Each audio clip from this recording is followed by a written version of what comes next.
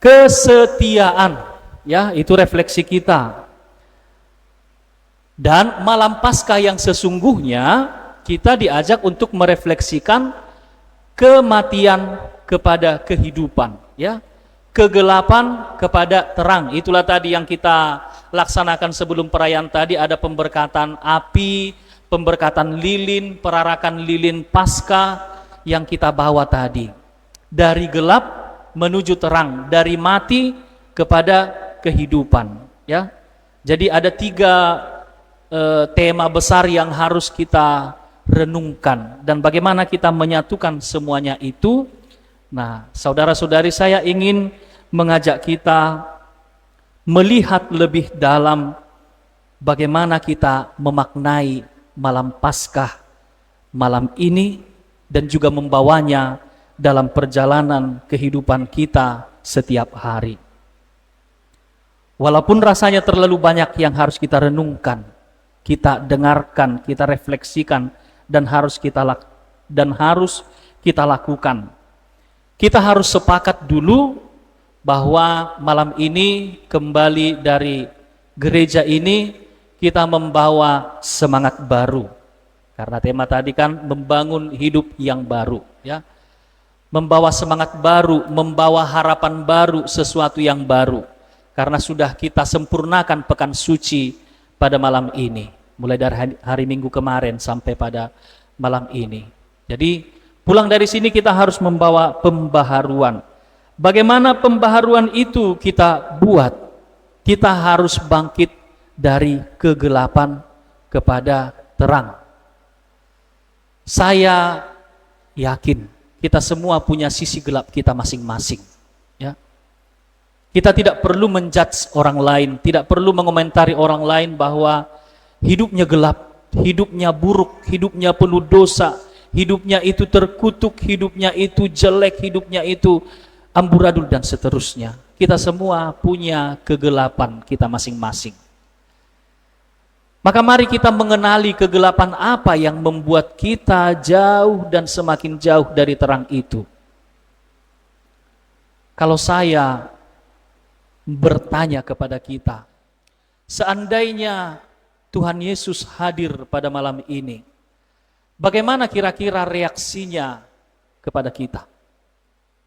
Apakah dia akan marah? Apakah dia akan senyum kepadamu? Apakah dia akan membelaimu, memelukmu?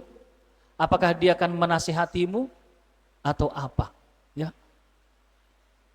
Mari kita mengenal Yesus yang membawa dari kegelapan kepada terang itu.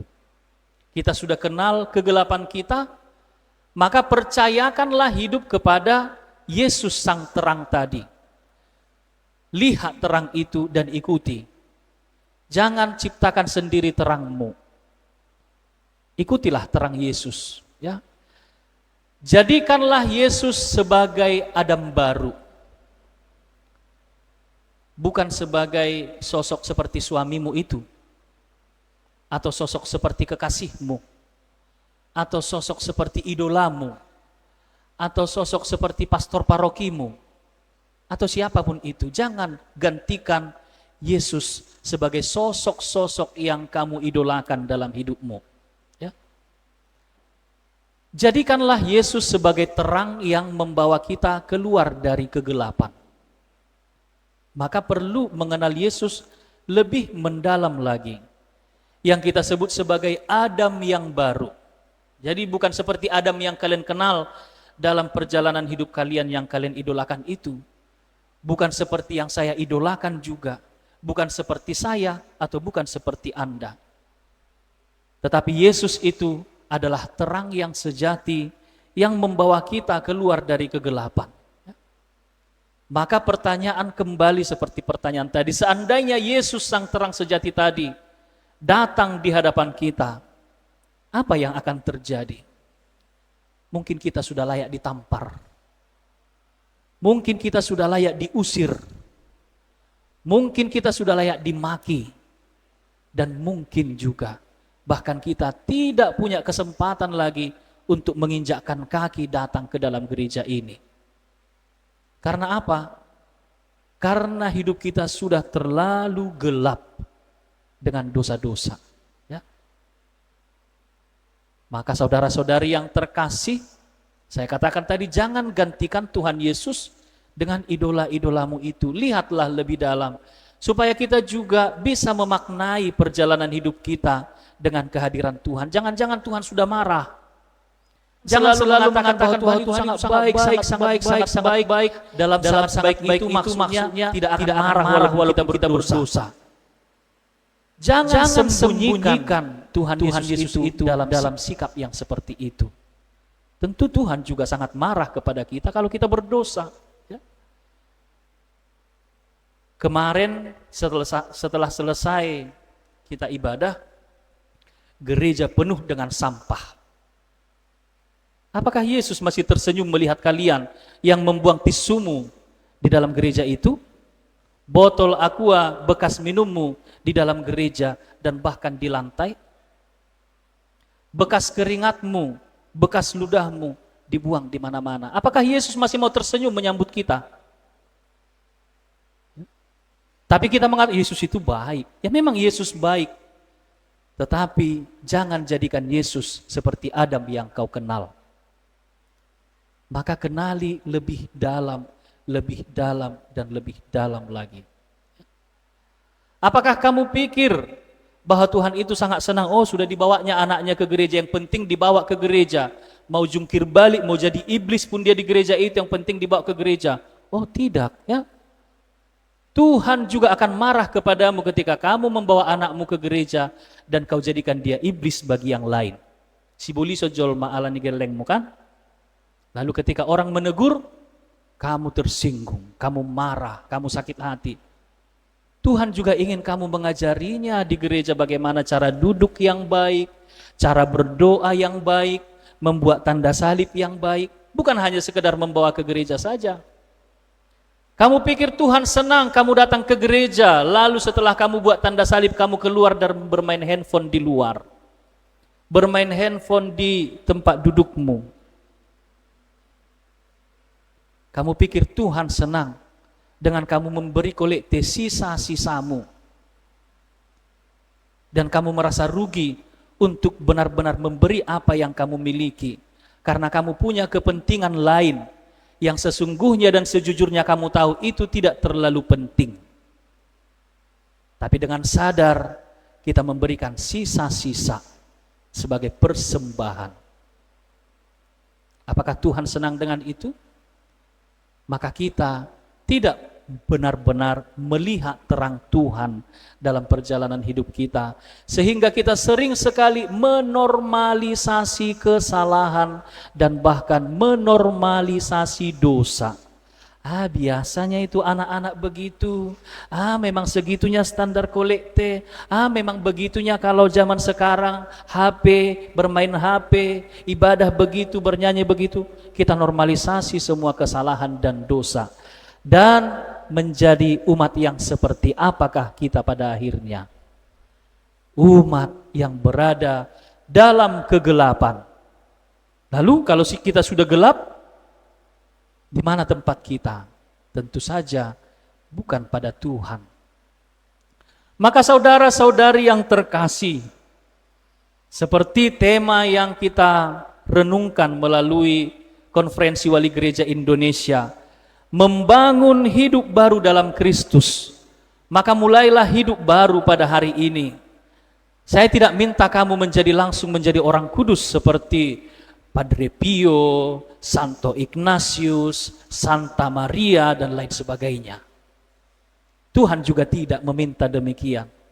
Tapi mari kita memulai menjadi terang-terang yang kecil seperti lilin-lilin Paskah yang kita genggam tadi dan sebentar lagi akan kita nyalakan dalam janji pembaptisan yang akan kita kenangkan. Kecil seperti redup, tetapi dalam kegelapan dia menjadi harapan. Ya. Maka saudara-saudari yang terkasih, Anda semua, kita semua adalah terang Kristus itu sendiri. Karena kita telah menerima Kristus, sang terang sejati, Itulah simbol lilin Paskah, itulah Kristus yang sebenarnya, ya. Lalu dari Kristus yang sebenarnya dibagikanlah cahaya kepada kita semua agar kita menjadi cahaya-cahaya Kristus bagi yang lainnya. Bagaimana menjadi cahaya kalau kita masih gelap? Tidak mungkin, kan? Bagaimana kita menjadi berkat kalau kita tidak merasakan berkat itu? Bagaimana kita bisa menghibur orang kalau kita tidak merasakan penghiburan, kalau kita berduka? Maka saudara-saudari yang terkasih, agar kita dapat menjadi terang bagi sesama, milikilah dulu terang itu dalam hidup masing-masing. Ya. Mari kita memperjuangkan hidup kita sebagai terang-terang Kristus. Saya dipilih Allah menjadi imam. Tentu tidak mudah menjadi imam yang membawa terang Kristus. Sebagai imam yang jelas-jelas harus menjadi terang Kristus pun tidak mudah bagi saya untuk melakukannya. Dan saya juga yakin sebagai umat Allah, di mana kita juga dipilih sebagai terang, pasti juga tidak mudah untuk memperjuangkan terang itu menjadi umat Allah yang baik, menjadi umat Allah yang berkenan di hadapan Tuhan. Tetapi bagaimana Anda bisa melihat bagaimana seharusnya imam yang baik? Imam juga bisa melihat bagaimana seharusnya umat yang baik. Maka mari kita seperti dalam tema Sinode Keuskupan Agung Medan, berjalan bersama, mendengarkan, meneguhkan, dan mewartakan. Mari kita berjalan bersama-sama. Saya ingin berjalan dengan kalian. Kalian juga ingin berjalan bersama dengan pastor. Ya. Kemana arah kita? Kepada cahaya Kristus, kepada kebaikan, kepada perkembangan. Kita tidak mau begini-begini saja. Hanya saja dalam berjalan bersama itu ada yang lambat, ada yang cepat, ada yang kuat, ada yang lemah. Maka untuk itu perlu saling mendengarkan, di mana ada keluhan, di mana ada solusi, di mana ada tawaran untuk memperbaiki, di mana ada tawaran untuk memberi dan seterusnya. Adakah sesuatu yang kurang, adakah sesuatu yang lebih? Kita perlu peka untuk mendengarkan. Setelah kita mendengarkan, mengetahui semuanya, mari kita saling meneguhkan bahwa yang lemah tidak perlu kita paksa untuk kuat. Ya. Ada yang lemah dan memang lemah. Tidak perlu dipaksa untuk kuat, tapi mari kita membantu dia supaya menjadi kuat. Ya. Yang kuat jangan dipaksa untuk menjadi lemah. Berikan dia panggung yang hebat. Berikan dia panggung yang besar. Jangan tutupi kehebatannya, kebesarannya. Berikan dia kesempatan. Jangan sembunyikan, jangan bersembunyi. Gereja membutuhkan berkat. Gereja membutuhkan orang-orang besar. Gereja membutuhkan orang-orang berbakat. Kita teguhkan. Tanpa harus meninggalkan tadi orang yang lemah, orang yang miskin, orang yang berkekurangan. Kita saling meneguhkan, maka dengan itu kita mampu untuk mewartakan, inilah cahaya, inilah kekuatan, inilah berkat. Maka kita menjadi berkat. Maka itu kita mulai dari diri kita mulai dari komunitas-komunitas kecil kita mulai dari keluarga. Ya. Di dalam keluargamu ada yang lemah, ada yang kuat, ada yang hebat, ada yang kurang hebat, ada yang sedang-sedang. Ada yang hampir semuanya hampir-hampir hebat, ada yang hampir-hampir lemah. Dengarkan, teguhkan, supaya bisa menjadi pewarta. Maka saudara-saudari yang terkasih, kita telah diajak untuk melihat kegelapan kita, menyadari kegelapan kita. Kalau orang tahu bahwa dia jatuh, apa yang harus dilakukannya? Tidur? Tentu saja bangkit. Ya. Maka dengan mengetahui kegelapan kita, artinya kita tahu bahwa kita sedang jatuh. Kalau sudah tahu jatuh, bangkitlah. Kalau tidak mau bangkit, resikonya akan kena injak. Ya. Maka kalau tidak mau diinjak oleh kegelapan itu, ditenggelamkan oleh kegelapan itu, bangkitlah dari kegelapan kita masing-masing. Tunjukkanlah bahwa kita telah menerima Kristus sebagai cahaya dan kita pun bisa menjadi cahaya. Mari kita juga saling membantu sesama kita untuk keluar dari kegelapannya masing-masing.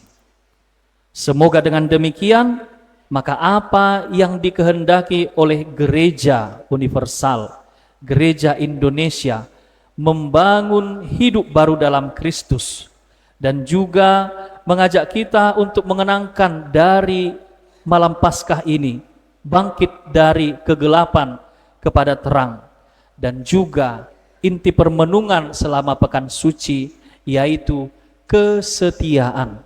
Hari ini dengan kesetiaan dalam sengsara dan juga wafat Kristus, kita pun setia dan akhirnya menikmati kebangkitan Kristus pada malam ini, yaitu cahaya yang akan kita bawa pulang untuk menerangi kehidupan kita. Tuhan memberkati. Amin.